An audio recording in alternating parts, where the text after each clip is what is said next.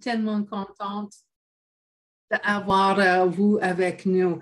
Donc, c'est mon grand plaisir de vous introduire Louise Boivin, une chanteuse extraordinaire, une massothérapeute, mais aussi une conférencière et une bénévole après des gens vivant avec le SLA depuis plusieurs années. Louise est une source d'inspiration pour nous et c'est mon plaisir d'accueillir elle aujourd'hui avec nos invités spéciales, Ginette Baudreau, Marie Brûlé et son mari, oh my gosh, Gaston Normand.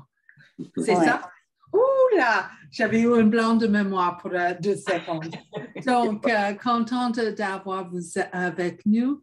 Merci beaucoup et je laisse vous dans les mains de Louise.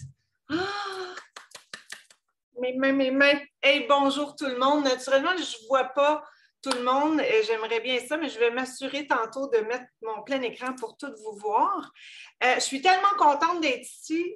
Ça fait 2 ans qu'on ne se voit pas. C'est comme un cadeau ce matin. En fait, c'est un cadeau lorsque Kate m'a contactée.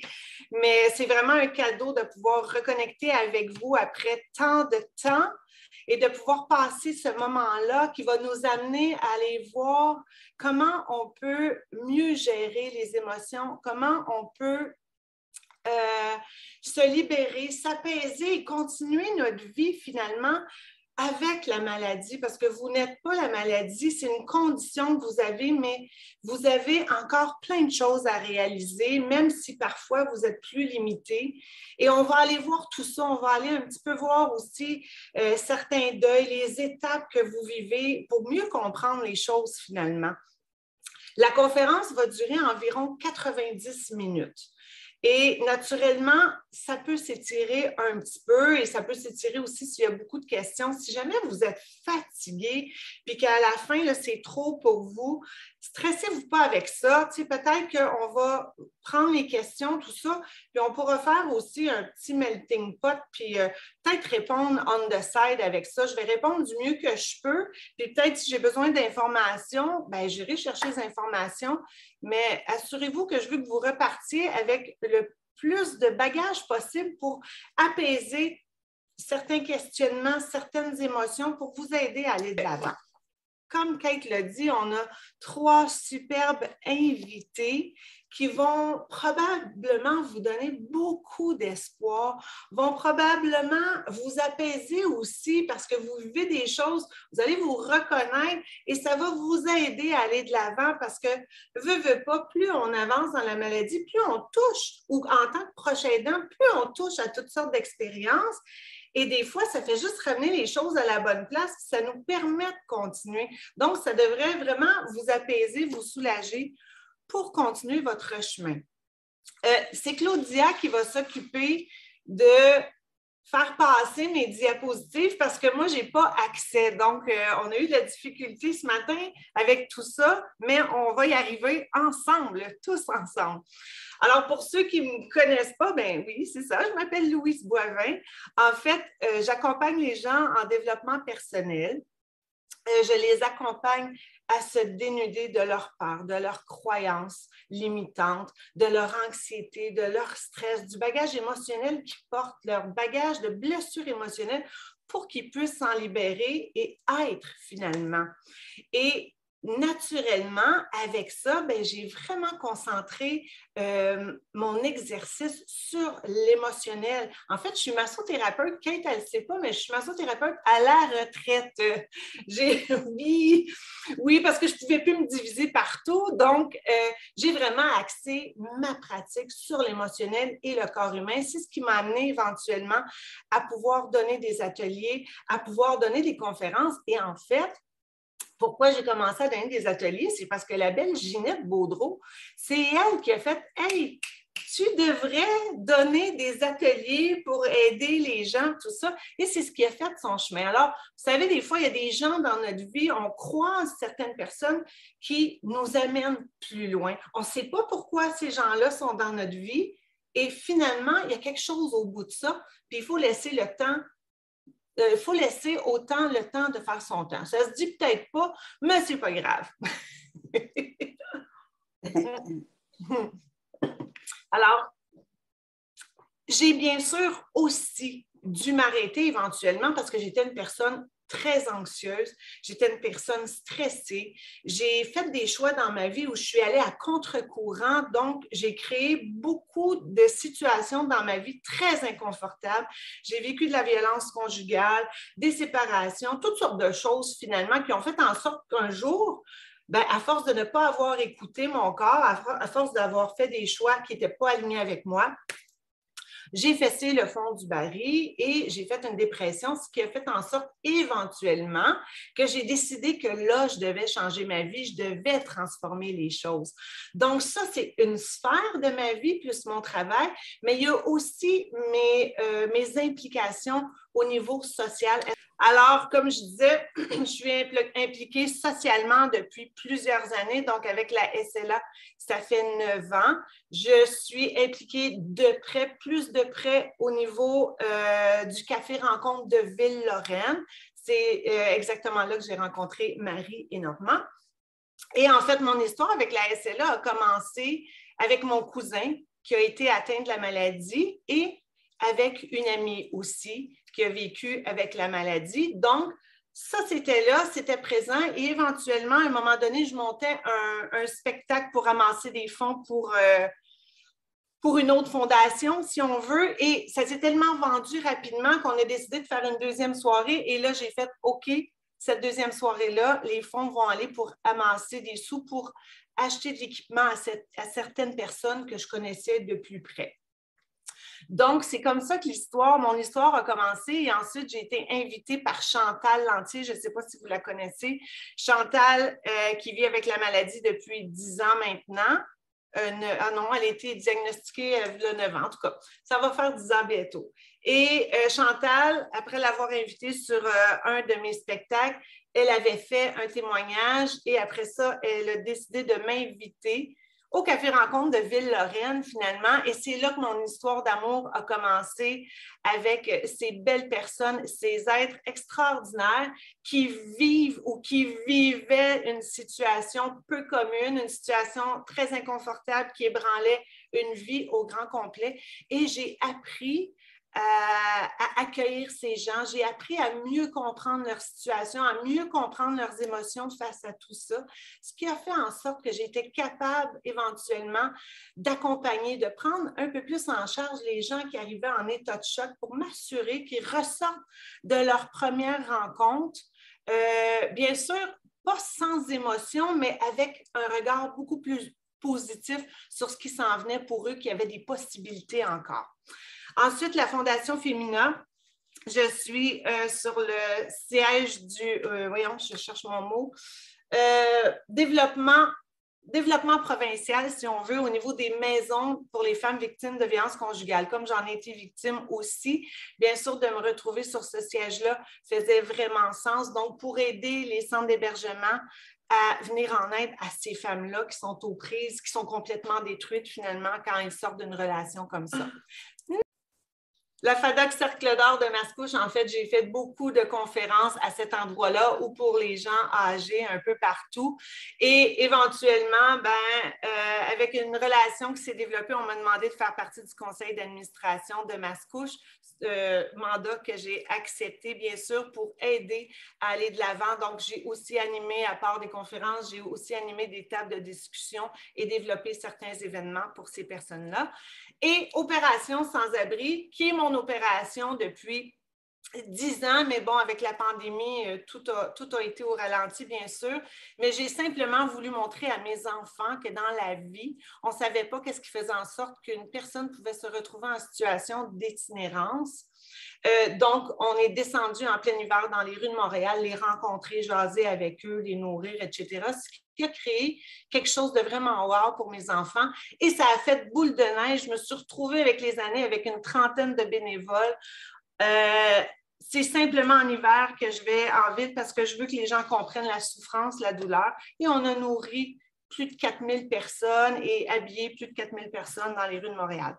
Alors ça, c'est mes implications qui m'ont permis de mieux comprendre l'être humain, qui m'ont permis de vraiment aller beaucoup plus loin dans la compréhension des émotions et de ce qui pouvait être vécu. Le petit parenthèse que je veux vous dire, c'est que depuis février, j'ai dû mettre un petit arrêt sur tout ça parce qu'avec mon virage web que j'ai dû faire, parce que tout s'est arrêté un jour à cause de la pandémie, ça m'a pris du temps et du temps et du temps. Et la technologie m'en a fait voir de toutes les couleurs. Donc, j'ai dû prendre un temps d'arrêt pour refaire mon énergie parce que j'étais vraiment en épuisement. Mais ce n'est pas sorti de ma vie, c'est simplement en temps d'arrêt. Alors, on va rentrer tout de suite dans le vif du sujet. Des réactions que vous pouvez vivre. On est dans l'émotionnel. Hein? On est dans l'émotionnel aujourd'hui, mais ça va peut-être vous aider à mieux comprendre un petit peu où est-ce que vous vous situez. Alors, il y a des réactions possibles face à la maladie et le diagnostic, bien sûr, autant pour la personne qui vit avec la maladie que le proche aidant. Alors, naturellement, il y a le choc. Il y a le choc, tu ne t'en sors pas. Quand il t'arrive une nouvelle comme vous avez vécu, je le sais que vous savez que vous avez été en état de choc probablement. Et l'état de choc peut durer plus qu'une journée, là, ça peut durer des jours et des jours. Ce n'est pas parce que ça arrive que là, tu digères la chose tout de suite ou dans quelques heures. Non, ça peut se prolonger sur un certain temps. Pourquoi je vous en parle? Parce que je l'ai même expérimenté il y a 2 ans quand la pandémie est arrivée. C'est là que j'ai expérimenté le temps que ça peut durer selon le cas, selon le bagage qu'on porte, selon ce que la situation nous apporte comme émotion. Quand la pandémie est arrivée, d'une journée à l'autre, le téléphone a sonné, ça n'arrêtait pas de sonner, les courriels rentraient, tous mes contrats tombaient à terre. J'avais plus d'emploi, j'étais complètement dénudée de tout et paf, je ne comprenais pas ce qui arrivait. Je regardais les courriels, mais je n'avais pas d'émotion. Quand on est en état de choc, on n'a pas d'émotion. On devient paralysé. Le temps s'arrête finalement. Et dans mon cas, ça m'a pris 5 jours avant de revenir à moi. Donc, on peut comprendre que ça peut être long finalement. Ce n'est pas parce que vous n'avez plus d'émotion, c'est parce que vous êtes paralysé dans l'émotion finalement. Et dans mon cas, c'est au bout de 5 jours, je me suis réveillée dans mon lit. Et là, ça m'a frappée. La réalité m'a frappée. Je suis revenue à moi, passer la journée dans mon lit à pleurer, pleurer, puis me dire, je suis fatiguée. J'ai monté plusieurs entreprises dans ma vie et là, je suis fatiguée. J'ai plus l'énergie de rebâtir, j'ai plus l'énergie de recommencer. J'ai plus 20 ans, Colline. on se dit, Colline, je suis allée au bout de ça.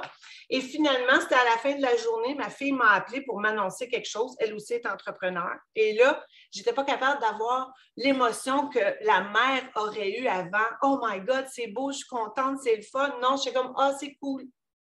Et quand j'ai raccroché, j'ai fait, mon Dieu, Louise, c'est pas toi, ça. C'est pas toi. Toi, tu es une battante. Tu en as vu d'autres, puis là, tu vas te retrousser les manches, puis tu vas continuer. Et c'est cette journée-là que je me suis relevée. Mais il a fallu aussi que j'accueille. Il a fallu que je pleure ce que j'avais à pleurer. Puis après ça, reprendre contact avec moi, reprendre possession des possibilités qu'il pouvait y avoir et ce que la vie pouvait aussi encore faire ou à quoi je pouvais toucher encore à la vie, même s'il y avait des choses qui tombaient. Alors, une des étapes lors d'un diagnostic ou quand on a un choc, tout ça, bien, naturellement, il y a le déni. Le déni qui peut durer des jours, qui peut durer des semaines, qui peut durer des mois et qui peut même durer des années pour certaines personnes. On voit ça souvent dans des personnes une personne qui décède, il y a des gens qui vont continuer de faire comme si la personne était là.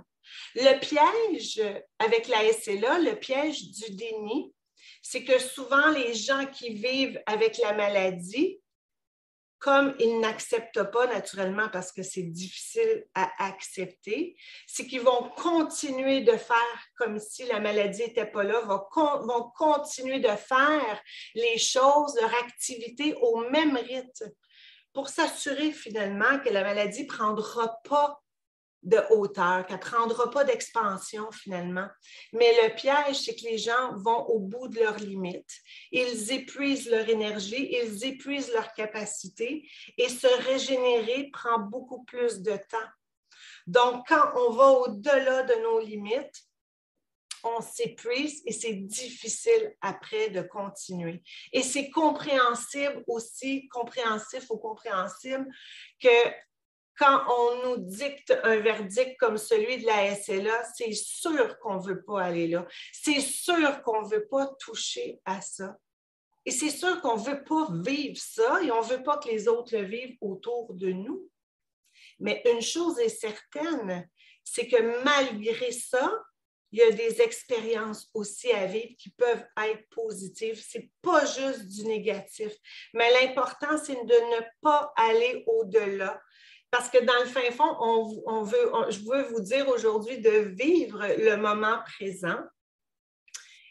Mais sauf que parfois, dans une expérience comme ça aussi, il faut se préoccuper du futur. Donc, penser à faire en sorte que je vais continuer d'avoir une vie le plus normale possible, même s'il y a des capacités qui s'en vont, même si je perds des membres qui fonctionnent de moins en moins, bien, je vais être capable quand même de pouvoir profiter de la vie, de ce que la vie continue de m'offrir, même s'il y a des parties de moi qui s'affaiblissent ou peu importe.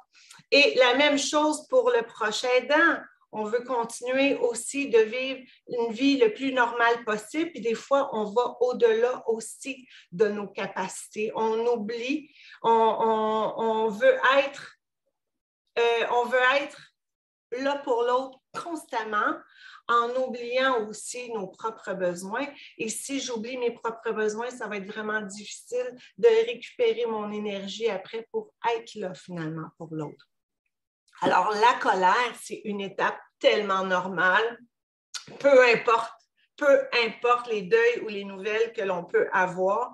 La colère, c'est une étape qui doit, oui, être vécue, mais qui doit aussi être libérée. Donc, la colère, on est en colère, on sent que c'est injuste. C'est vraiment injuste. Comment ça se fait que c'est moi qui vis ça? Qu'est-ce que j'ai fait, mon Dieu, pour mériter ça? Pourquoi moi? Ça, c'est une question qui peut revenir naturellement et normalement. Quand on est humain, on peut se demander pourquoi moi. Et ça me fait penser à un des spectacles où Chantal Lantier, un spectacle que j'avais offert, où Chantal Lantier était venue faire un témoignage. Et je me rappelle avoir été en arrière de la scène avant de rentrer en scène. Et Chantal faisait son témoignage et elle disait « Pourquoi moi? Pourquoi moi? Et pourquoi pas moi? » J'en ai encore des frissons quand je vous le dis parce que c'est ça. On ne sait pas la vie, quelle expérience qu'on va avoir à vivre. On ne sait pas pourquoi, on ne comprend pas.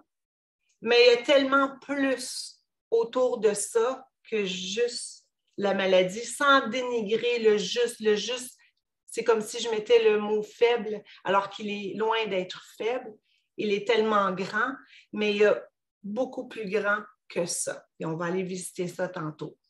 Alors, c'est ça. Qu'est-ce que j'ai fait, ma foi, pour avoir ça? Qu'est-ce que j'ai dû faire? Qu'est-ce que j'ai choisi? J'ai-tu fait du mal à quelqu'un? Qu'est-ce que j'ai fait? Alors, il n'y a pas vraiment de réponse à ça parce que je ne pense pas que tu as fait quelque chose pour avoir ça. Je ne pense pas que tu l'as appelé non plus. Mais naturellement, la vie a amené à expérimenter quelque chose comme ça. On peut avancer, Claudia. Alors, la colère, ça n'a pas des bénéfices très, très grands. Au contraire, ça détruit. C'est un rongeur d'énergie. C'est quelque chose qui épuise et en plus, c'est contagieux. C'est contagieux au même titre que mon sourire peut être contagieux, au même titre que quand je baille, ça peut être contagieux aussi. Alors, j'ai une petite vidéo à vous montrer pour que vous puissiez comprendre avec une image qu'est-ce que la colère fait à l'intérieur de vous.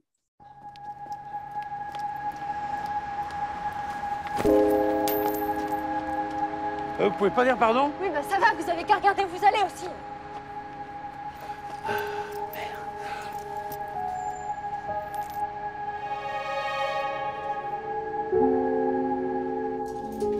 Excusez-moi, ça vous embête pas si je passe avant parce que j'ai juste ça. Eh ben moi aussi, je suis pressé. Vous faites la queue comme tout le monde. Mais ça va, vous avez pas besoin d'être désagréable.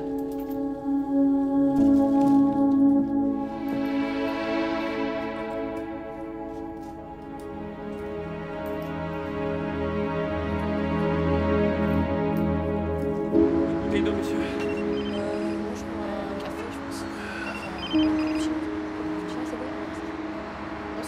Mais Mathieu, ça fait 3 fois que j'essaye de t'appeler. Je peux pas te parler, je suis au travail. J'ai besoin de te parler pour ce soir.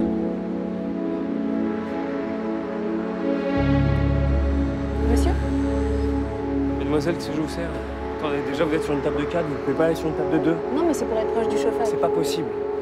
Mais monsieur, il y a personne. Non! Vous comprenez ce que je dis? Mais monsieur, il y a personne. Bon, viens, on va bouger.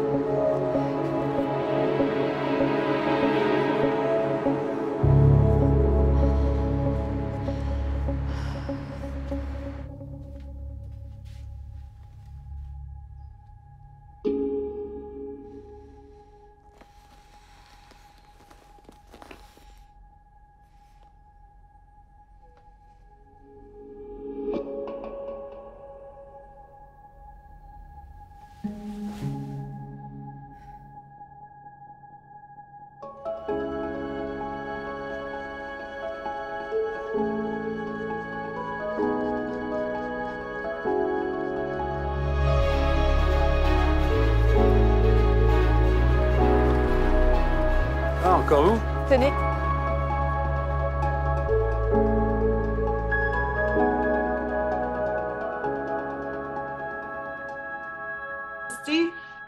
Dans le fin fond, la vidéo, ce qui explique, c'est quand on a de la colère, c'est comme s'il y avait des petites boules noires à l'intérieur de nous. C'est comme un nuage noir, finalement, c'est sombre. La colère, ce n'est pas une émotion positive, hein? C'est une émotion qui nous tire vers le bas. En plus de nous tirer vers le bas, elle nous tire du jus, elle gruge notre énergie. Et cette énergie-là, je ne l'ai plus après pour continuer ma journée. Je ne l'ai plus après pour apprécier ce qui est là.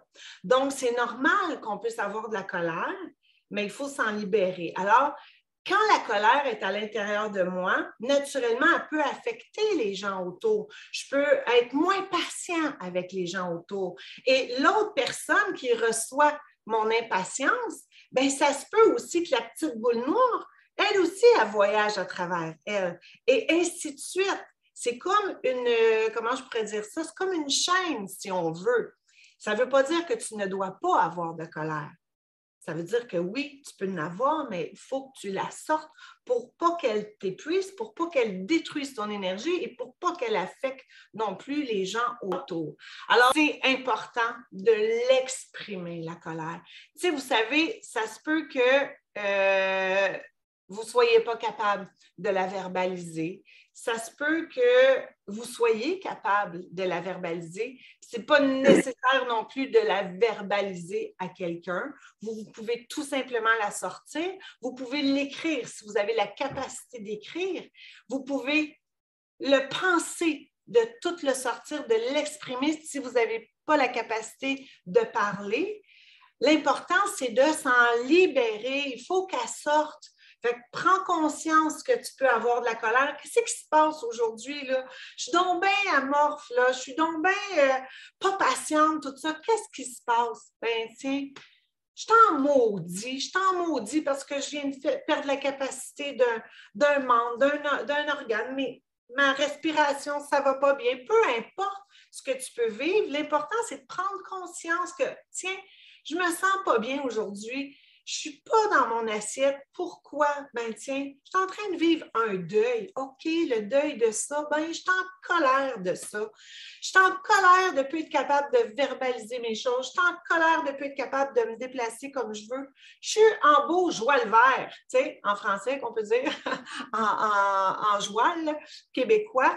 Donc, c'est important de l'exprimer. Si on peut l'exprimer à quelqu'un, tant mieux. Si on ne peut pas, on le fait d'une autre manière, d'une autre façon, mais l'exprimer, c'est le plus important. Pour vous libérer de ces petites boules noires-là, il faut laisser l'espace à la lumière, au soleil, à la place. Donc, oui, je peux en avoir la colère, mais il faut éventuellement que je la libère pour faire de la place dans mon être, pour faire de la place à la vie qui est encore là pour moi. OK? Des femmes. Alors, l'acceptation, naturellement, est-ce qu'on accepte vraiment une maladie comme ça? Peut-être pas. Peut-être pas, mais il faut prendre conscience surtout de ce qui reste aussi. Pas simplement regarder ce qu'il n'y a plus, mais regarder ce qui reste. Et c'est comme ça aussi que je vais pouvoir faire place à la vie qui continue malgré la maladie. Donc, on accueille bien sûr les étapes. Est-ce qu'on peut, quand je dis accepter, c'est pas facile, accepter au même titre que c'est pas facile parfois pardonner, mais si je me permets d'accueillir les étapes qui sont là, même avec de la peine, même avec de la colère, tranquillement, je peux faire place à vivre ma vie, je peux faire place à goûter à ce que la vie a encore réservé pour moi. C'est pas juste de la noirceur, il peut y avoir de la lumière aussi. Donc, ça prend du temps. Il faut que je me donne le temps d'accueillir ça. Au même titre que ton proche aidant, ton conjoint, ta famille, ils ont besoin aussi de temps pour accueillir tout ça, pour s'adapter à ça. Alors, il faut que je regarde ce que j'ai encore et non ce que je n'ai plus. Bien sûr, je peux aussi juste prendre conscience de ce que j'ai plus, je m'en aperçois bien, mais je dois aussi regarder ce qui me reste. C'est sur ça que je dois m'accrocher, sur ce qui me reste. Peut-être qu'aujourd'hui, ma main ne fonctionne pas bien, mais elle fonctionne encore à une certaine capacité. Mon élocution, la même chose. Et si une des sphères s'en va et que là, j'ai vraiment plus accès, bien, il y a sûrement autre chose. En plus, aujourd'hui, avec la technologie qui vous est offerte, au fur et à mesure que la maladie évolue, et là, vous pouvez continuer à toucher à certaines choses. Je pense à Chantal Lantier qui a son appareil maintenant pour écrire. C'est son petit point qui pointe les lettres, mais elle est capable encore de nous écrire des textes d'inspiration incroyables. Donc, il y a toujours quelque chose finalement qui fait en sorte que je peux continuer. C'est mes enfants, c'est mes petits-enfants, c'est mon regard sur la vie, mon regard sur la nature qui est encore là pour toi. Aujourd'hui, quand tu t'es levé, le soleil n'était pas là juste pour moi, il était là pour toi. Alors, il faut avoir de la gratitude pour ce qui te reste, pour ce que tu peux encore goûter, pour ce que tu peux encore savourer, malgré la condition dans laquelle tu vis en ce moment. Alors, mets en pratique de savourer vraiment chaque moment. Mets en pratique, bien sûr, d'accueillir ce que tu vis, de laisser les émotions passer et de revenir dans cette façon de savourer la vie, dans la moindre petite chose. Souvent, les gens qui vivent une maladie, que ce soit la SLA, que ce soit le cancer, que ce soit peu importe la maladie, souvent, ils finissent par toucher à la vie à travers la maladie. Avant, ils vivaient, ils faisaient leurs choses, ils avaient des journées complètement remplies de 9h à 11h le soir, j'exagère peut-être, mais bon, en tout cas, c'était une course folle qu'on a tendance à vivre quand on n'est pas conscient que notre santé, hey, c'est précieux comme ça se peut pas, c'est du diamant incroyable dont je dois prendre soin. Et quand la maladie arrive, c'est souvent là que je prends conscience de tout ce que j'avais. OK? Donc, souvent, les gens vont toucher à la vie à travers la maladie. Et en plus de ça, ils vont enseigner aux autres autour ce que c'est la vie. Parce que veux pas, quand tu côtoies des gens qui vivent certaines situations, certaines expériences, ça peut te faire réfléchir. Ça peut t'amener à changer ton regard sur la vie, sur les choses. Donc, moi, je dis toujours que vous êtes les plus grands enseignants. Vous êtes ceux qui enseignent le plus bel enseignement, qui est la vie. C'est beau quand même. C'est beau quand même. Est-ce que ça aurait été le fun que ça se fasse autrement? Bien sûr, je suis certaine. Mais des fois, on ne choisit pas, comme vous n'avez pas choisi. Et à travers ça, il y a plus grand. Quand je dis qu'il y a plus grand que la maladie, c'est ça. C'est qu'il y a beaucoup plus grand parce que par tout ce que je vis, ça peut avoir un impact autour de moi. Ça en a à l'intérieur de moi et ça en a autour de moi. Je prends encore Chantal Lantier comme exemple parce que C'était une personne hyper cartésienne, une gardienne, pas une gardienne, elle était gardienne de prison, elle était à la haute direction d'une prison sécurité maximale. Donc, c'était vraiment une cartésienne, une gestionnaire cartésienne. Et c'est correct d'être cartésien, il n'y a pas de problème. Mais d'aller dans l'émotionnel, c'était une autre sphère pour elle. Donc, c'était carré dans une certaine boîte et là, pouf, éventuellement, elle a pu descendre dans son cœur. Et là, elle a touché à des choses extraordinaires. Puis à un moment donné, j'y ai dit, parce qu'elle m'a montré son livre qu'elle a écrit, un des textes qu'elle avait écrit, parce qu'il n'était pas encore publié, puis elle m'a dit, viens voir avec son doigt. Puis elle m'a dit, lis ça. Et dans ce texte-là, il y avait la vie, ce qu'elle ne s'était pas permis de toucher avant. Et là, je lui ai dit, tu as compris, hein? Tu viens de comprendre la vie. Puis elle m'a fait ça, signe comme ça. Puis j'ai des frissons quand je vous en parle parce que c'est tellement puissant ce qu'on peut toucher à travers la maladie. C'est tellement puissant. Quand je pense à... Il y a un livre qui s'appelle Yves Lafleur qui travaille encore pour la SLA, pour les endeuillés. C'est lui qui m'avait conseillé ce livre-là, tu sais. Et ce livre-là, c'est, je ne sais pas si vous le connaissez, là, mais en tout cas, ça a été comme une étude, si on veut, on a interrogé plusieurs personnes de partout dans le monde, des religions différentes, des cultures différentes, tout ça. Et à la fin de la vie, ils avaient les mêmes 5 perles de sagesse, tu sais. De se défaire de tout le bagage qu'on porte inutilement, de se défaire de tout ce qui n'est plus nécessaire, de profiter de la vie. Je ne me rappelle pas des 5 perles là, exactement, mais en fin de compte, peu importe le chemin que tu passes, à la fin de ta vie, tout le monde en général a les mêmes réflexions sur les vrais besoins de la vie. Et parfois, vous y touchez avant le temps pour ceux qui vivent avec la maladie parce qu'on rentre dans le vif du sujet.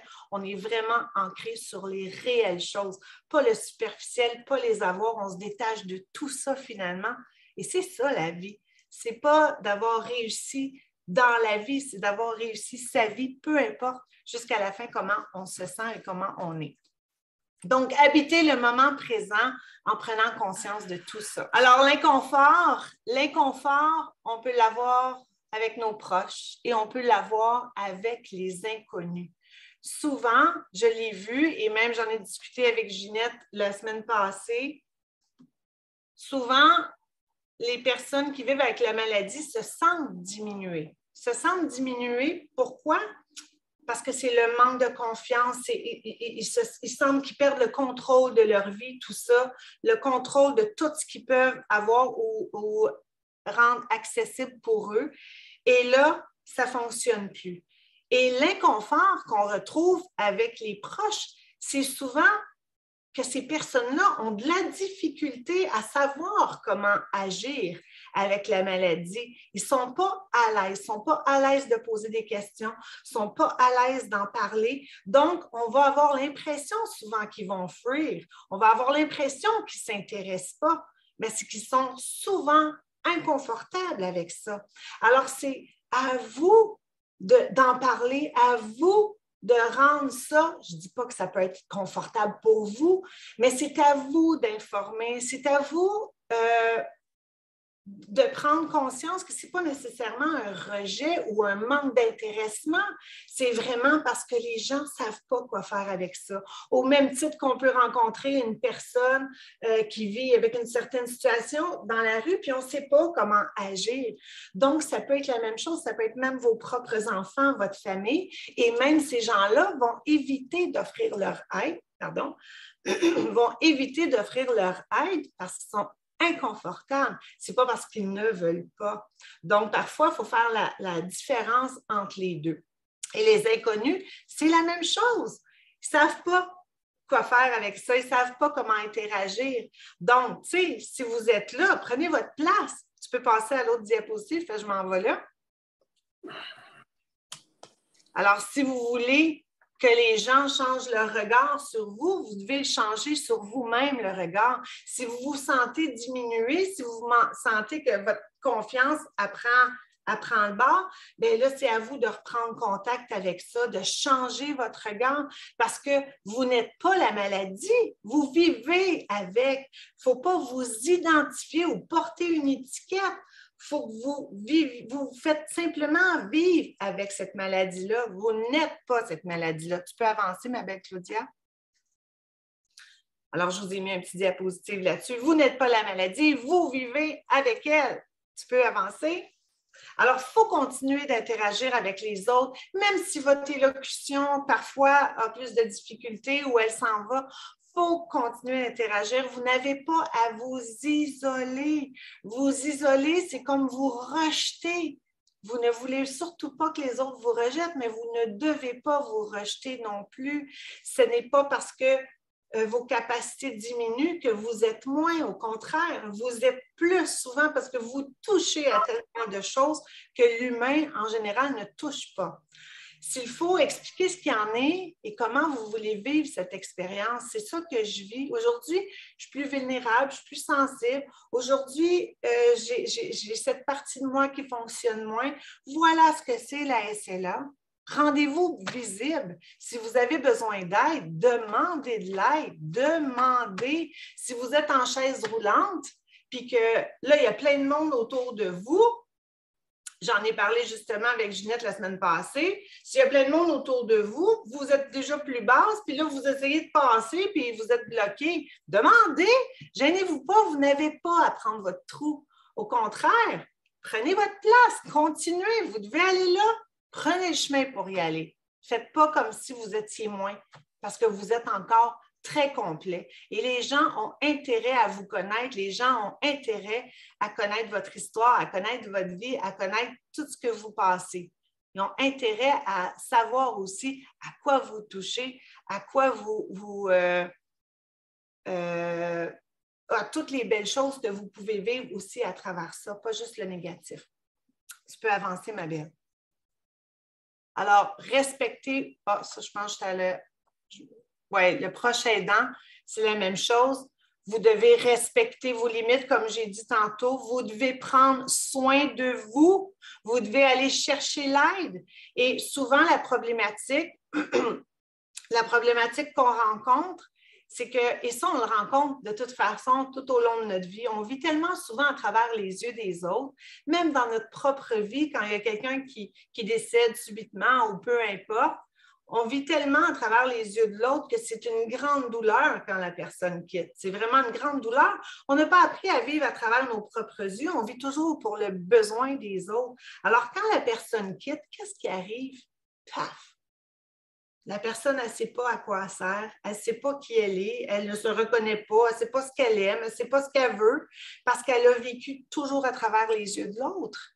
Et dans la maladie, comme la SLA, c'est normal que la personne qui vit avec la maladie, elle vous fait entièrement confiance. Vous connaissez ses moindres gestes. Vous connaissez tout ce qui peut se passer. Vous reconnaissez les choses. Alors, la personne qui vit avec la maladie, naturellement, elle n'aime pas trop ça quand vous prenez du temps pour vous. Pas parce qu'elle ne veut pas parce qu'elle ne vous aime pas. C'est parce que ça la rend souvent insécure et anxieuse. Donc, ça l'amène à vivre des émotions. Et dans ce temps-là, souvent, ce qu'on voit, c'est que le proche aidant ne prend pas plus de temps pour elle ou lui, alors qu'il en a besoin pour continuer son chemin.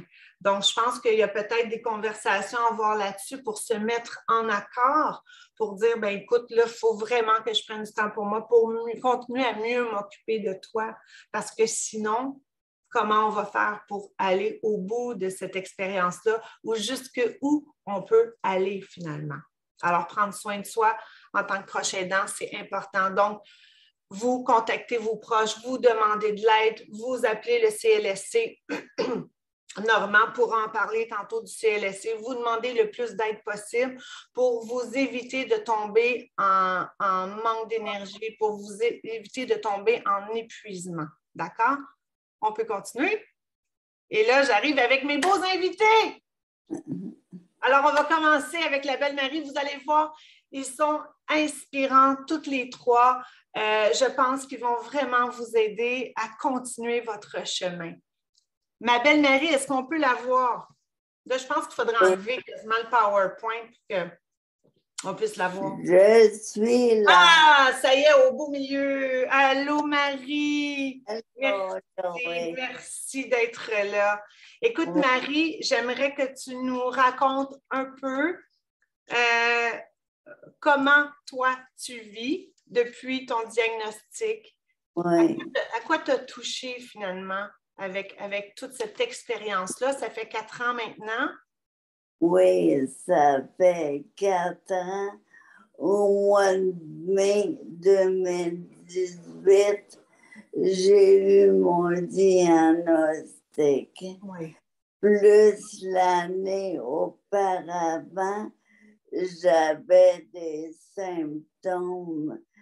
Fait que je vis avec la ZELA depuis 5 ans. Comme tu dis au début, j'ai vécu un choc, comme toutes les personnes qui m'écoutent. On l'accepte pas, la SLA, mais on apprend à vivre avec au jour le jour. Moi, qu'est-ce qui m'a aidé, c'est les rencontres à Ville-Lorraine. J'ai vu que je n'étais pas toute seule. Après la première rencontre, j'ai pleuré beaucoup, mais j'étais contente d'être y aller parce que les gens, ils m'ont accueilli avec un beau sourire. Puis j'ai vu qu'on pouvait vivre avec la LSLA quand même au jour le jour. Puis moi, qu'est-ce qui m'a aidé, c'est le CLSC de mon patelin. Je suis à Saint-Eustache. Alors, ils ont communiqué avec moi. J'ai rencontré une travailleuse sociale, une ergothérapeute, physiothérapeute, orthophoniste, nutritionniste. En tout cas, là, j'ai plein de monde qui viennent me voir, puis j'aime ça. On est bien entourés. Puis aussi, moi, mon médecin, mon neurologue, il est à McGill en neuro. On se voit tous les 3 mois avec tous les spécialistes, mais durant la pandémie, on n'est pas allé, c'était par Zoom. Oui. Oui. Moi, j'ai beaucoup d'amis aussi. C'est important de s'entourer d'amis, puis d'informer qu'est-ce que la SLA, puis comment je vis ça. Mes amis sont mes médicaments. Ah oui. Ah oui, ah oui, ils m'appellent et viennent me voir. Tous les jours, j'ai du monde. Ça m'aide beaucoup sur la tablette par FaceTime. aussi. Mhm. Puis, aussi, je participe aux activités comme là, en juin, c'est la marche et salon. Ça fait 4 ans que je participe. 2 ans ont été virtuels Mhm. à cause de la pandémie. Mais en 19, cet album, on se retrouvait dans un parc, puis on faisait une marche accompagnée d'amis de proches. Puis là, c'est le 18 juin, puis j'ai ramassé à date pendant les 4 années au moins 12 000 $. Wow, bravo! Oui. Bravo! Ah oui. C'est super! Puis Oui. dis-moi, Marie, pour terminer... Oh, excuse-moi, je ne voulais pas te couper. Oui, c'est correct. Tu voulais-tu ajouter quelque chose? Non, c'est bon. OK. Pour terminer, est-ce que tu pourrais nous partager à quoi tu as touché de plus beau depuis que tu vis avec la maladie? Y a-t-il quelque chose qui a fait « Oh my God, ça c'est précieux » ou... Ah oui, la vie, c'est précieux. Mon conjoint est précieux. Oh, oui. Ma famille est précieuse. L'important, c'est que ça fait 4 ans, puis j'ai réussi à franchir bien des étapes. J'ai vécu des deuils, mais je suis encore là. Ouais. On dirait que le temps passe, puis c'est beau la vie, surtout là, au mois de mai. Ouais. C'est le mois le plus beau, c'est le mois de Marie. Effectivement, ça te va bien en plus. Oui. Ben, c'est ça, hein? De Ouais. se rendre compte de tout ça, c'est extraordinaire. Oui. Et tu vois, on se demande si on peut avoir la force de passer à travers ça. Hein? Souvent, les gens, oh non, moi, je ne me rendrai pas là, je ne veux pas aller là, tout ça. Mais finalement, les deuils, tranquillement, se font au fur et à mesure et on arrive à passer l'étape pour se rendre à une autre étape et pouvoir continuer. Bravo, Marie. Bravo.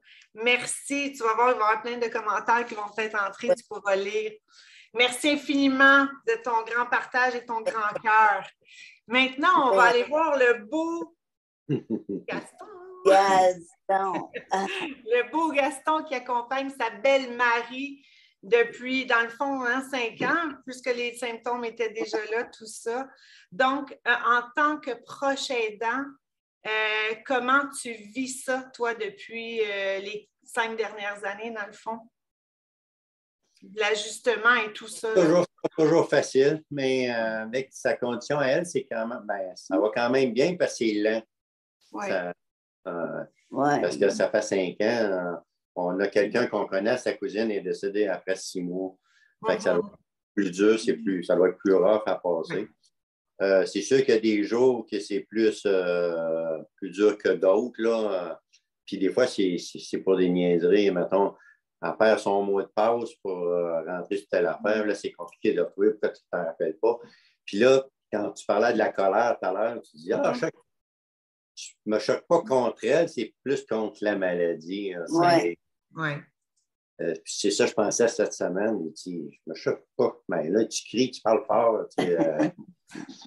C'est plus contre la maladie parce que c'est tout des niaiseries souvent. Là. Puis avec la maladie, il y a un peu plus d'ouvrage. C'est sûr qu'il y a eu le COVID en même temps. Si on va aller à quelque part, mettons l'hiver, c'est compliqué de l'habiller. C'est plus compliqué d'habiller une personne qui est molle un peu. Puis sortir dehors aussi, il fait froid, le camion, la neige. Mais comme là, ça commence. Là, c'est plus beau, fait que c'est plus.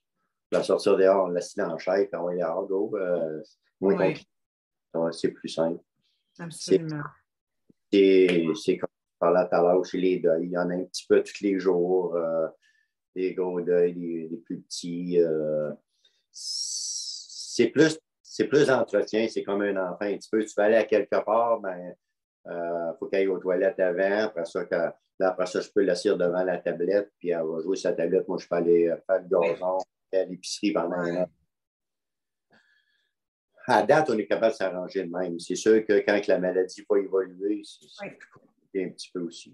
C'est sûr que les deuils de couple aussi, hein? Tu vivais d'une certaine façon en couple, mais là, ça change, ça se transforme. Donc, ça aussi, c'est des gros deuils aussi à vivre, les deuils de couple, naturellement. Hein? Oui. Puis au niveau de... Oh, excuse-moi, vas-y, Gaston. Les deuils, il y a d'autres choses aussi. Comme elle a voyagé beaucoup.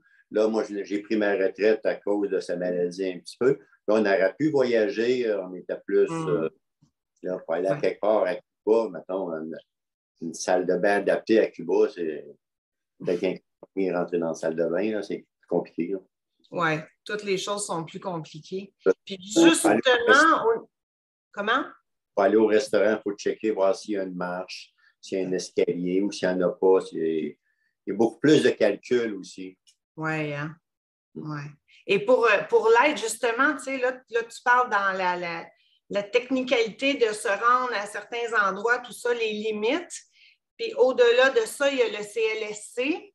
Est-ce que tu peux nous parler justement de comment s'y prendre pour justement ne pas trop attendre tout ça?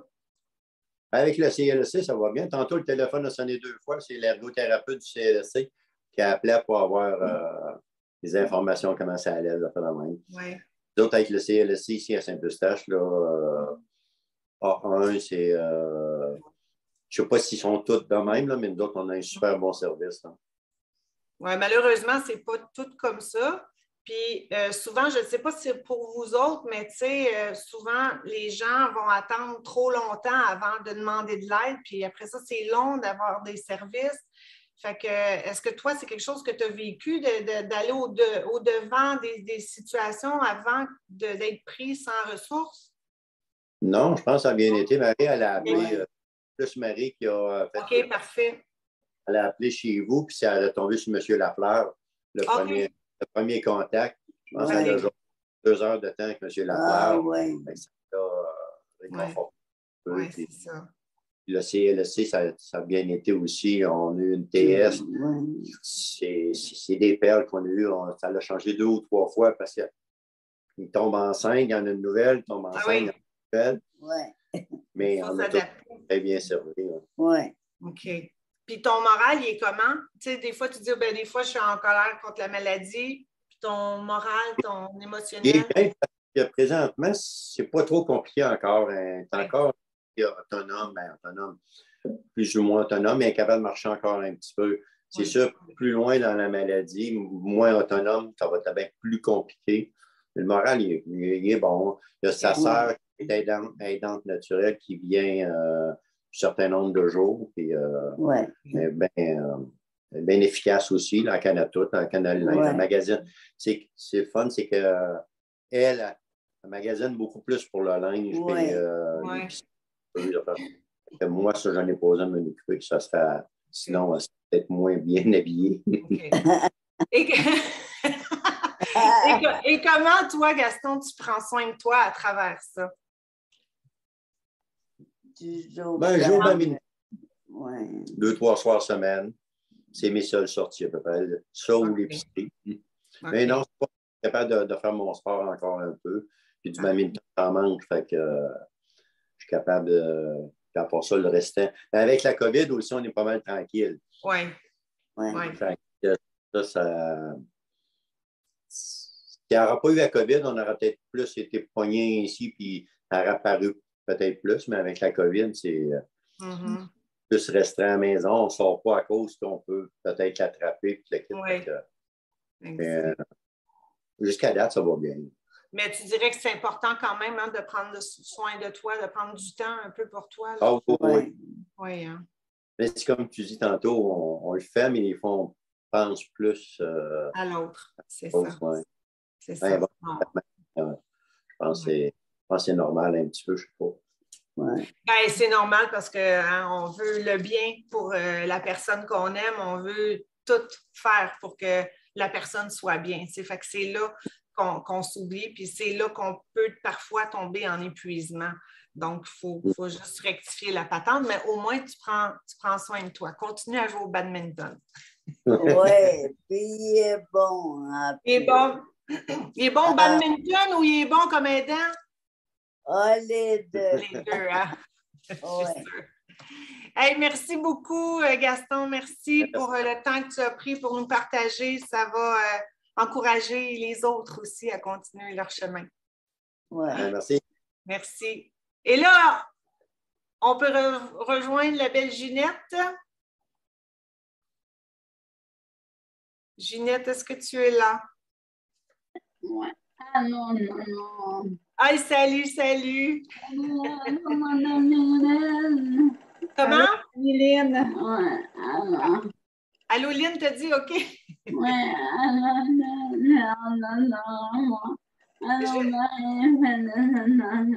allô, Marie, félicitations. Un bon moment. Merci. Un bon partage.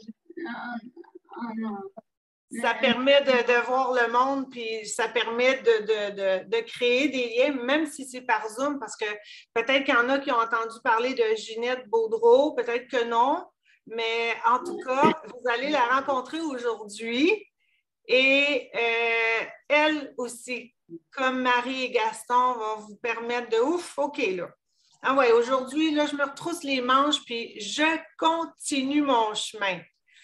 Ginette va nous transmettre son message qu'elle a écrit, qui va être, voyons, il va y avoir un dialogue avec l'ordinateur dans le fin fond. Ça va être la voix d'une belle dame robotique qui va vous permettre de prendre connaissance de son texte et d'écouter son histoire hyper inspirante. Ouais. Quand elle sera prête, ça ne sera pas long, elle va partager son écran.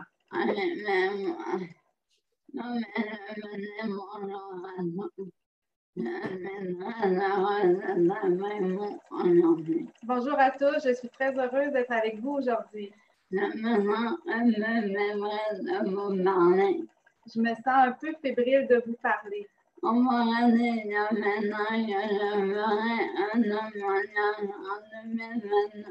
m'aurait dit il y a 20 ans que je ferais un témoignage en 2022. Je ne l'aurais pas cru. Mais oui, avec ma voix. Mais oui, je suis ici avec ma voix pour vous dire qu'il y a une vie après le diagnostic. Qui me sert de liseuse. Logo Marie. Facile à utiliser. Par contre, ce matin, j'ai dû modifier des mots pour la prononciation, ajouter des points et des virgules pour une meilleure écoute. Je n'ai pas l'habitude de suivre le déroulement du texte lors d'une lecture, mais je vais le faire pour vous. Merci d'avance de votre indulgence. Laissez-moi d'abord vous raconter comment ça s'est passé pour moi. En janvier 2002, je me doutais bien que quelque chose n'allait pas. J'avais 40 ans. J'avais des difficultés d'élocution. Je perdais l'équilibre. Je manquais d'énergie et de force aux bras et aux jambes. Après les tests et examens, le diagnostic est tombé. J'avais la forme spinale de la sclérose latérale amyotrophique. En quelques minutes, ma vie a chaviré. On m'a donné 6 mois à vivre. Je me suis dit, mais dans quel état? À l'époque, il y avait peu d'informations sur le sujet. On nous expliquait surtout comment mourir. J'ai trouvé la réalité dure. Même assise, j'ai senti le plancher se dérober sous mes pieds. Le temps venait de s'arrêter. Je ne pouvais concevoir l'idée de finir mes jours dans de telles circonstances. Durant les jours qui ont suivi, j'étais en état de choc. J'alternais entre me rouler en boule, pleurer toutes les larmes de mon corps, être en colère, décrier l'injustice. Un bon matin, un titre du journal a attiré mon attention. Une femme de 41 ans, mère de 2 jeunes enfants, meurt dans un accident de voiture. Je me souviens m'être tout de suite posé la question. Et si on m'avait donné le choix entre avoir un accident mortel comme elle ou avoir la SLA? Après mûre réflexion, j'aurais définitivement choisi la maladie pour me donner du temps avec mes enfants, ma famille et mes amis. J'ai réalisé que je vivais sur un bonus. Et oui, j'avais de la chance. Comparé à cette femme, à partir du moment où j'ai choisi la SLA, j'ai choisi d'accueillir tout ce qui allait avec. Vivre avec la maladie, c'est un choix de nos jours. Plus que jamais, mon but aujourd'hui est de donner des trucs qui faciliteront le quotidien. Peu importe où en est l'évolution de la maladie, ils sont basés sur mon expérience personnelle et celle de mes amis atteints. Et ce, au fil des ans. Je m'adapte, serait le premier mot à se rappeler devant les difficultés. Ensuite, il est très important de ne pas s'épuiser. Quand on sent des fasciculations, les muscles qui tressautent, c'est signe qu'on a exagéré, qu'il est grand temps de se reposer. Comme manologue, feu docteur d'amour me l'avait enseigné. Nos muscles s'usent, s'affaissent. On doit donc éviter les gestes répétitifs. Par exemple, faire de la musculation, la course à pied ou laver la vaisselle. LOL. Elle m'avait aussi recommandé de préconiser les massages de détente et les limiter à 2 par mois. Il faut garder en tête que la plupart de nos activités peuvent se faire, mais toujours avec modération et adaptation pour protéger et prolonger notre capacité musculaire. Personnellement, j'ai été très active, sans pour autant être très sportive LOL.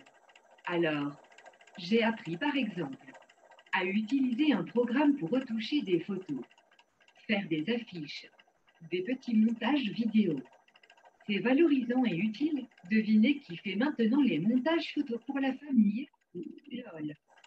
D'autres options d'activité peuvent être de jouer en ligne au billard, au golf, apprendre des logiciels, apprendre une nouvelle langue, aider au lever de fonds, participer aux rencontres SLA pour avoir des perspectives différentes. Pensez à adopter une saine alimentation. Il est conseillé de consommer des protéines pour favoriser la masse musculaire et aussi des suppléments vitaminés pour éviter les carences.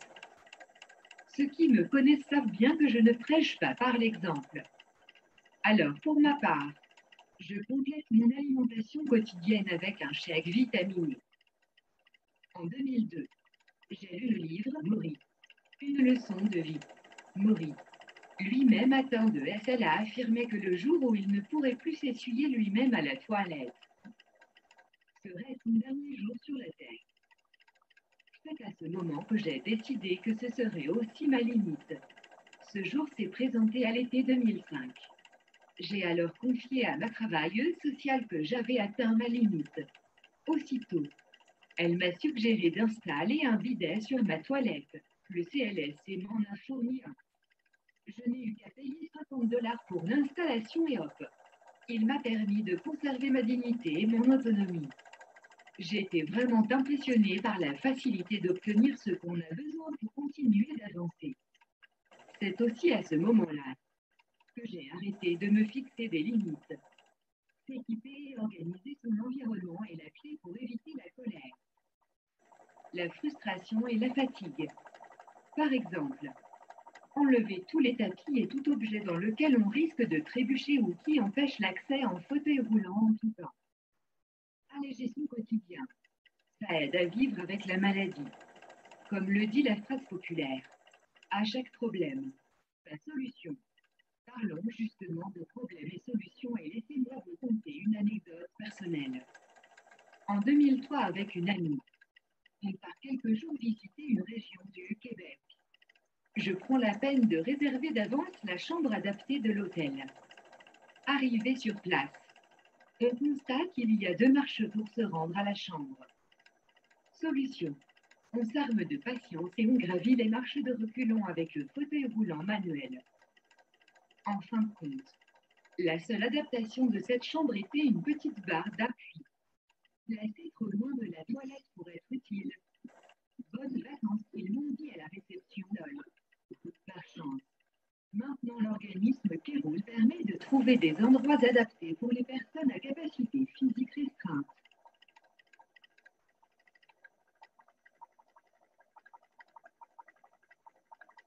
Des petites marches, des seuils non adaptés. Ça peut aussi arriver dans une entrée de restaurant ou plein d'autres endroits. On peut prévoir un morceau de bois en angle, environ la largeur du fauteuil, qu'on garde dans l'auto, pour se faire un seuil improvisé, toujours dans le but de faciliter et alléger nos sorties. C'est en 2008 que j'ai opté pour un lit adapté. Et oui, le fameux lit d'hôpital. Je ne pouvais plus changer de position seule et je restais éveillée de douleur. Mais je n'osais plus réveiller mon conjoint pour qu'il m'aide. Avec ce lit, je pouvais maintenant monter ma tête ou lever mes jambes à ma guise et avoir un matelas adapté à mon corps. Aussi, si on est en couple et que la pièce le permet, on peut coller les lits et ajuster la hauteur pour la nuit. Et aussi au besoin pour faciliter les transferts. Par ailleurs, pour un lit conventionnel, il existe une barre d'appui amovible qu'on peut glisser entre le matelas et le box spring pour se lever ou se déplacer seul. On peut l'apporter en vacances, au chalet ou chez ma tante Rita. Clin d'œil. Porter des vêtements légers, facile à enfiler et enlever pour faciliter l'utilisation des toilettes. Par contre, ne pas tenter de transfert périlleux, surtout quand on est seul à la maison. Même si c'est à ces moments-là qu'on est tenté d'en faire. Éviter les chutes est important, parce que quand tu te brises un membre, il est rare de retrouver la fonction d'avant. Puisque j'habite seule, au moment d'aller au lit, je m'assure d'avoir tout ce qu'il faut à ma portée. Dans mon cas, c'est mon contrôle d'environnement qui me permet de recevoir et faire des appels. Contrôler ma télé, mon lit, les lumières, le ventilateur. Chaque personne c'est différent, selon nos goûts et nos besoins. Si vous avez à passer seul de longues heures, assurez-vous, par exemple, de garder à votre portée le téléphone, le contrôle de la télé, un breuvage, une collation, des mouchoirs et un urinoir. Tous ces objets indispensables et qui évitent des déplacements et des chutes. Pour moi, ma qualité de vie s'est de beaucoup améliorée après m'être organisée. J'ai également appris à dédramatiser et surtout m'entourer de gens agréables, dont ma bénévole Hélène depuis bientôt 4 ans, et mes employés, que j'appelle mes aidantes, mais qui sont toutes des personnes que je considère mes amis, ma magnifique famille et les merveilleux amis. Il est très important de me sentir respectée, comprise et aimée des gens qui m'entourent. Je mène ma vie avec la maladie et non la maladie qui mène ma vie. Donc en 2014, j'ai fait le choix de vivre seule. Cette décision ne va pas sans faire de concessions. C'est en éliminant les irritants que j'ai réussi à me créer un bel environnement. Je suis reconnaissante envers la Société Estelle du Québec pour l'aide apportée et les belles rencontres qui ont croisé mon chemin. À travers l'organisme, j'ai fait la connaissance de merveilleux amis que j'adore, dont ma très bonne amie Lindsay Bouton ainsi que Michel Gauthier, qui me supportent et me soutiennent depuis plus de 6 ans. J'ai également fait la connaissance de Louise Boivin, notre conférencière aujourd'hui. Louise, mon amie, il y a maintenant 9 ans, tu m'as initiée à la spiritualité. Du coup, tu as illuminé ma vie. Ce monde spirituel fait maintenant partie intégrale de mon quotidien. Tes enseignements combinés à ta patience ont réussi à soulever l'estime en moi pour ainsi créer une meilleure version de moi-même. Merci. La maladie se développe chez tous et chacun de façon différente. Certaines personnes, comme moi-même, ont des pleurs, parfois des colères, ou des rires incontrôlables qui peuvent nous mettre dans une situation très inconfortable. Par exemple, ça m'est arrivé plusieurs fois en rencontrant Leila, de rire, mais une fois en particulier, particulier vaut la peine de raconter. Lors d'une rencontre qui se tenait à Lorraine, elle réunissait des anciens et des nouveaux membres, ainsi que plusieurs membres du personnel de la société SLA. En début de rencontre, alors que nous étions en cercle comme d'habitude pour discuter, je me retrouve en face de mon amie Chantal Lantier, à environ 30 pieds de distance. Cette rencontre était plutôt sérieuse, avec plus de 60 personnes réunies. Tout à coup, alors que quelqu'un était en train de parler, l'une de nous deux s'est mise à ricaner pour aucune raison apparente. Je ne me souviens plus si c'est Chantal ou moi qui a commencé, ni la raison, mais cela a suffi pour déclencher un fou rire incontrôlable pour nous deux. On n'a pas pu s'arrêter de rire pendant 10 minutes. Les autres nous regardaient, se demandaient ce qui se passait. C'était drôle et habituel pour ceux qui nous connaissent, mais surtout pour nous deux, malgré une situation embarrassante. Il est mieux de laisser couler. Ça nous fait une belle histoire à se remémorer. Pour conclure, j'ai le goût de vous dire. C'est primordial de créer des liens au sein de notre belle grande famille SLA. Même si la maladie se développe différemment, nous pouvons partager, nous encourager, nous entraider, mais surtout nous nous comprenons. Il est important de retenir qu'il est favorable d'alléger son quotidien, de ne jamais perdre de vue qui vous êtes et de vivre le moment présent. Avant de terminer, je ne peux pas partir sans mentionner 2 excellents livres, écrits par 2 personnes atteintes de la maladie SLA. Parfois la pluie doit tomber, de Chantal Lantier, disponible en français, et The Best of the World News, Tale of Inspiration, de Norman McJack, disponible en anglais. Merci d'avoir assisté et d'avoir pris le temps d'entendre nos témoignages. Au plaisir de se rencontrer.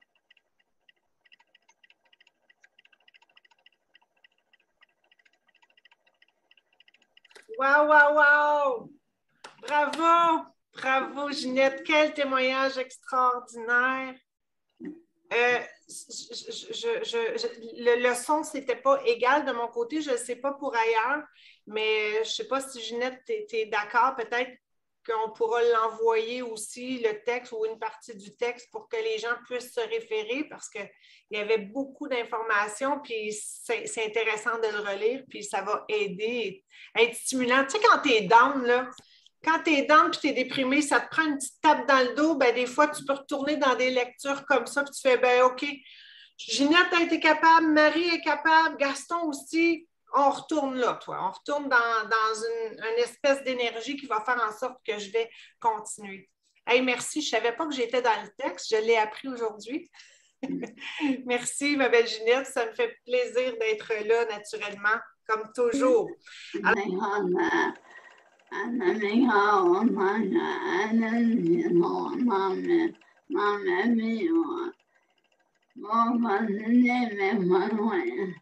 C'est grâce à Tamika aussi, autant que Lynn, qui dans sa vie, elle voulait...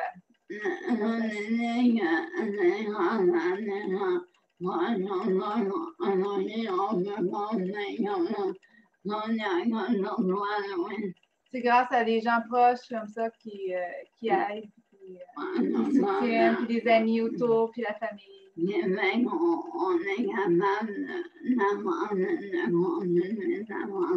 Qui fait qu'on est capable d'avancer et de continuer d'avancer.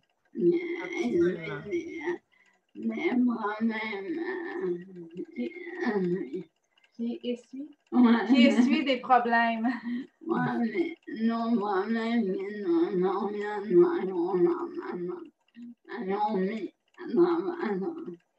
Qui essuie des problèmes qui surviennent sans qu'ils s'en attendent. Parce que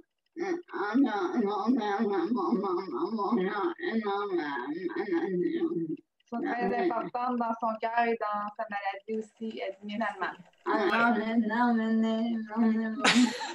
Merci beaucoup. C'est parfait. Merci de ton grand cœur, ma belle Ginette. Je veux juste faire une petite parenthèse, justement. Tu sais, quand on se confie à quelqu'un, souvent, on va se confier à des gens, puis les gens vont s'impliquer émotionnellement. Puis dans le fin fond, on a juste besoin d'être écouté. On n'a pas besoin, en plus, d'avoir la charge de l'autre de ses émotions.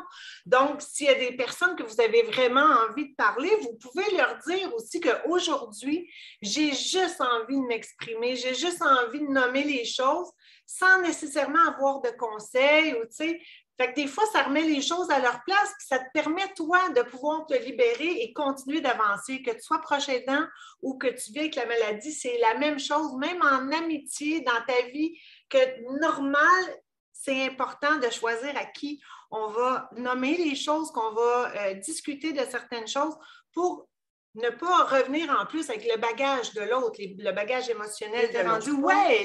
Est-ce que c'était là que j'étais rendue? Oui, la gestion des émotions. Hein? On a plein d'émotions. Hein? On a des peurs, on vit du stress, on vit de l'anxiété, on vit un paquet de deuil. On vit dans le futur souvent quand on est avec la maladie parce que, ah, mon Dieu, oui, il faut que je pense des fois à demander de l'aide pour certaines choses pour ne pas être prise, comme j'ai nommé tantôt avec le CLSC, mais aussi je suis portée à vivre dans le futur. Qu'est-ce qui va m'arriver? C'est quoi la prochaine étape? Tout ça, puis j'oublie de vivre le moment présent. Alors ça crée toutes sortes de stress, ça t'empêche de bien dormir, ça t'empêche de bien digérer, ça te paralyse parfois, ça te crée une boule dans l'estomac, tout ton corps se contracte parce que là, tu vis un paquet de stress. On peut-tu passer à l'autre, Claudia? Alors, on doit, c'est correct, l'autre c'était vulnérable, mais ne retourne pas là. Se permettre d'être vulnérable, se permettre de se sentir plus fragile des journées. C'est normal.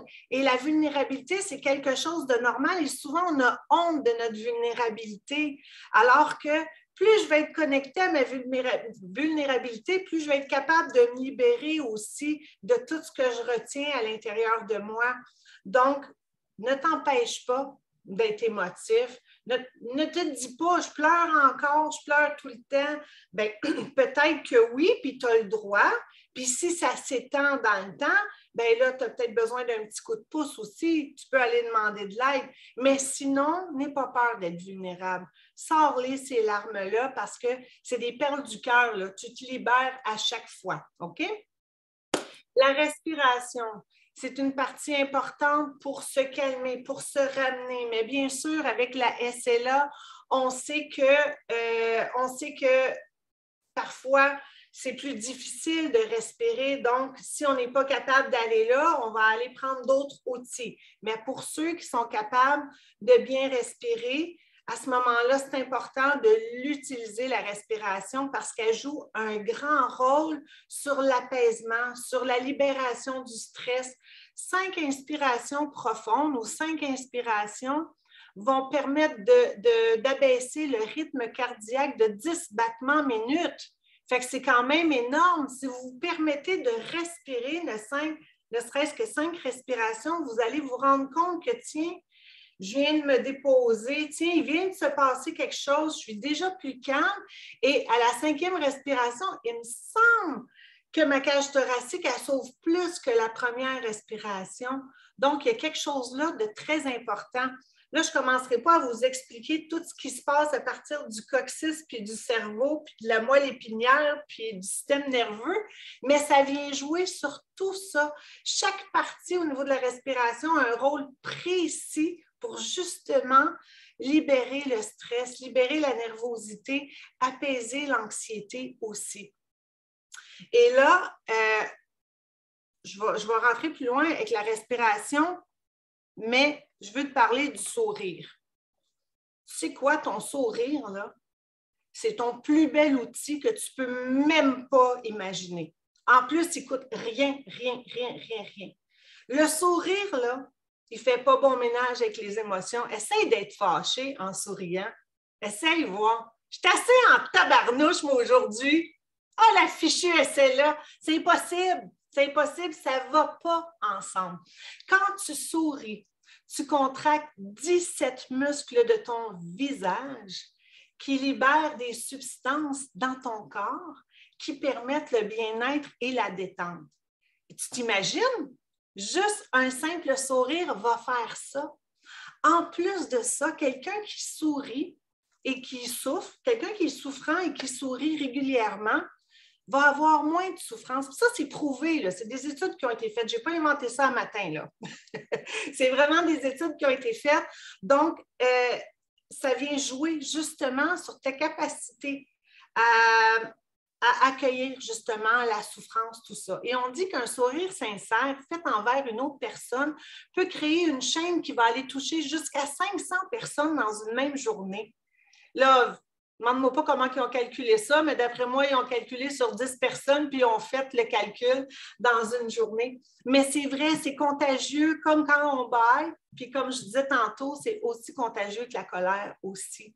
Alors, ton sourire, là, c'est important que tu t'en serves. Quand tu fais de l'anxiété, mets-toi un sourire dans le visage rapidement, puis tu vas voir, ça va arrêter. Je l'ai expérimenté souvent dans ma vie. Quand j'étais massothérapeute, là, puis que là, oups, il y a une crise d'anxiété qui monte, tu n'as surtout pas envie que ton client ressente ton anxiété. Il est là pour vivre un beau moment. Alors, pouf, je me mettais un sourire dans le visage, puis instantanément, l'anxiété stoppait. Alors, ça fonctionne vraiment. Naturellement, oups, elle voulait revenir un petit peu plus tard, bien, il fallait que je me remette un sourire dans le visage. Donc, ça, c'est ton outil qui ne coûte rien et qui est miraculeux. Miraculeux, tu l'essaieras. Il y a des gens, des fois, m'ont dit, hey, toute ton affaire de sourire, là, puis qui me revenaient, hey, ça fonctionne vraiment. Ben oui, je ne dis pas n'importe quoi. Tu peux passer à l'autre, s'il te plaît? Ah, tu l'as passé. Ah, excuse-moi. Veux-tu reculer parce que je pense que j'avais pas lu l'autre? Ah oui. Pardon. Alors, les bienfaits du sourire, ça abaisse la tension. Ah, c'est sur la santé, je m'excuse. Parce que là, j'ai les images, des photos des personnes, ça coupe ma vue. Bon, peu importe. Alors, en plus de ça, les bienfaits du sourire sur la santé physique, donc ça abaisse la tension artérielle, ça protège des maladies cardiovasculaires, ça combat les dépressions, l'insomnie, la peur et l'anxiété. C'est tellement quelque chose que les personnes qui vivent avec la maladie et aussi les proches aidants peuvent vivre des dépressions parfois, de l'insomnie et de la peur et de l'anxiété. C'est humain et c'est normal. Donc, pourquoi je n'utiliserais pas un outil qui est essentiel, qui ne coûte absolument rien, que je peux me servir en tout temps? Puis, tu sais, quand on tombe dans une émotion moche, là, plate, wash, des fois, hein, on sait qu'on peut utiliser ça, cet outil-là, puis, oh, j'ai même pas envie de l'utiliser, son outil, là, tu sais. Mais écoute, demande-toi combien de temps tu veux rester dans cette émotion-là, puis combien de temps que tu perds à rester dans cette émotion-là. Pose-toi ces questions-là, puis peut-être tu vas faire ouais, je pense que je vais me mettre un sourire au visage. Ça va m'aider à passer les prochaines minutes un petit peu plus agréablement. Tu peux passer à l'autre, s'il te plaît, Claudia. Je te parle de mon dernier outil qui est méditer. Oh mon Dieu, de où est-ce qu'elle sort ça? Elle, méditer, ben oui, il va falloir que je me mette en lotus avec un petit Bouddha puis de l'encens, là, tu sais. Non, je te demanderai pas ça. En fait, tu peux méditer en tout temps. C'est une des méthodes les plus ancestrales possibles et c'est une méthode qui est maintenant, en fait, c'est un cours qui est maintenant obligatoire au Collège des médecins depuis 5 ou 6 ans parce qu'il y avait tellement de taux de dépression chez les étudiants, suicides, tout ça, que là, on s'est tourné vers une méthode qui fonctionnait. Et c'est la méditation en pleine conscience. Ce n'est pas pour commencer à te mettre sur le bout dans une pièce, sur un petit coussin, ce n'est pas ça. C'est pour te ramener simplement dans le moment présent, te permettre d'être présent à toi au lieu d'être dans tes pensées, dans le futur, dans le passé, dans tes peurs, dans tes croyances.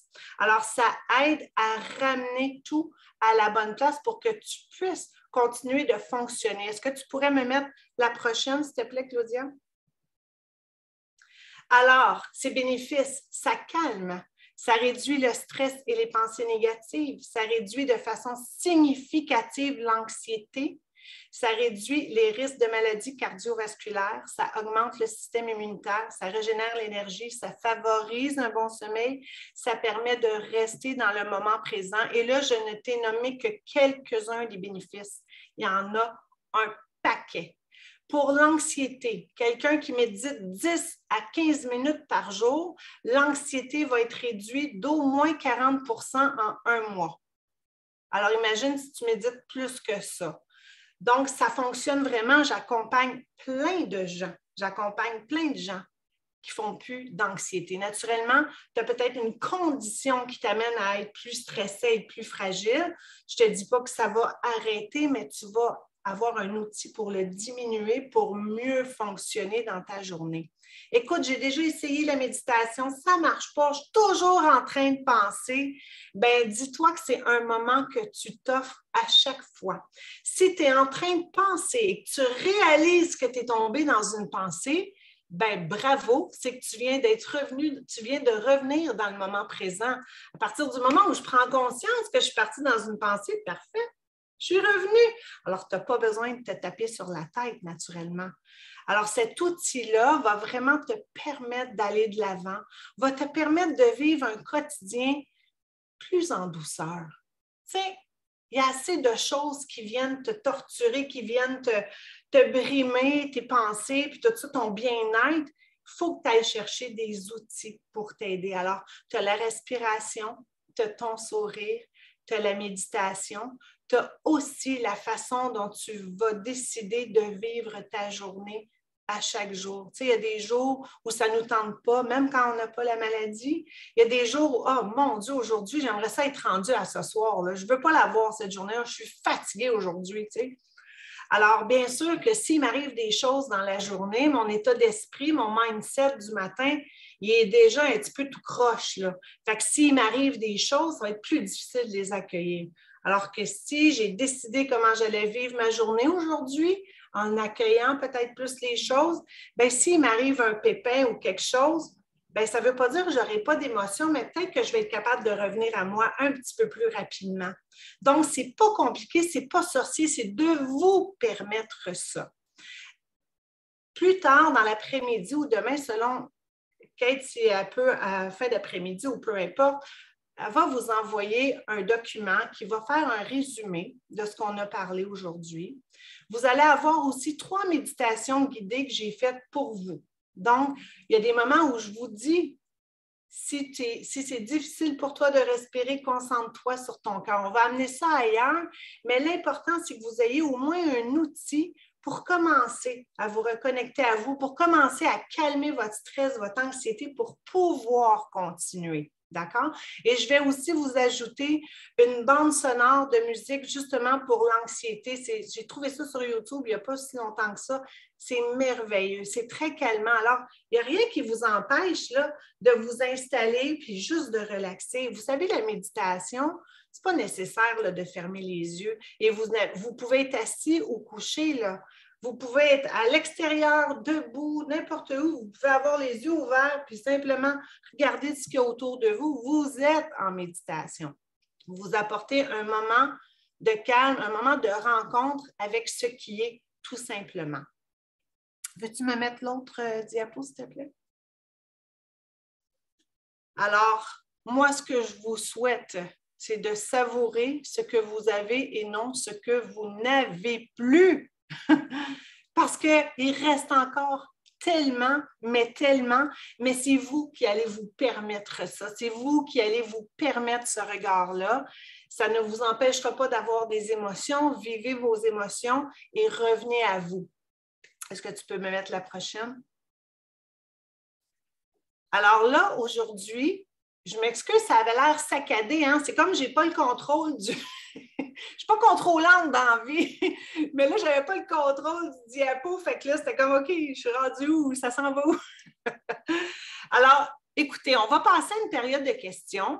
Mais si jamais vous avez d'autres questions et si vous voulez en savoir plus sur la méditation, là, vous pouvez m'écrire à louise@louiseboivin.com. Et si vous voulez écrire les questions dans le chat, vous pouvez écrire les questions. On va essayer de répondre le plus possible à vos questions. Et si on manque de temps, puis on peut vous répondre un petit peu plus tard. Fait que vous gênez pas. Alors voilà. Merci beaucoup, Louise. Merci, Claudia, pour arrêter de partager l'écran. Donc, si vous avez des questions, commencez à clavarder ou il y a aussi une voie en bas, il y a une chose qui dit réaction. vous pouvez taper sur ça pour lever la main et comme ça, je sais qui veut faire une question. Je donne quelques instants.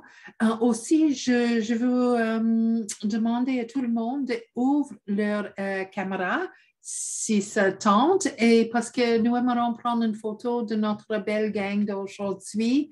C'est vraiment un plaisir de voir tout le monde. Donc, j'apprécie beaucoup, beaucoup si Valérie, Sonia et Christelle, vous pouvez ouvrir vos caméras. Comme ça, une image, une photo va être prise par notre chère Claudine.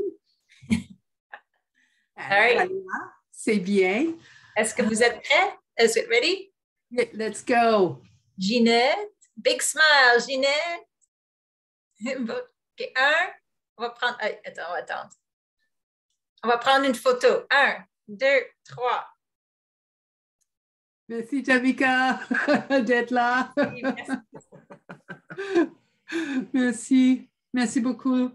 Donc, j'attends, il y a peut-être une question en discussion, je ne suis pas sûre. Merci pour la présentation et pour les témoignages. Ça, c'est de M. Lapointe. Merci beaucoup, Eric. S'il y a des autres choses. Moi, lorsque vous êtes en train de clavarder, j'ai une petite annonce à faire. La marche pour vaincre le SLA est enfin de retour en présentiel. Donc, cette année, et aussi, ça peut être en mode virtuel. Donc, je demande le monde, joignez-vous à nous et marchez en l'honneur ou en mémoire de quelqu'un qui vit avec la maladie. Le 4 juin, Saint-Hyacinthe et Sherbrooke. Et le 18 juin, ça va être à Alma, Montréal, Québec et le Petit Saguenay.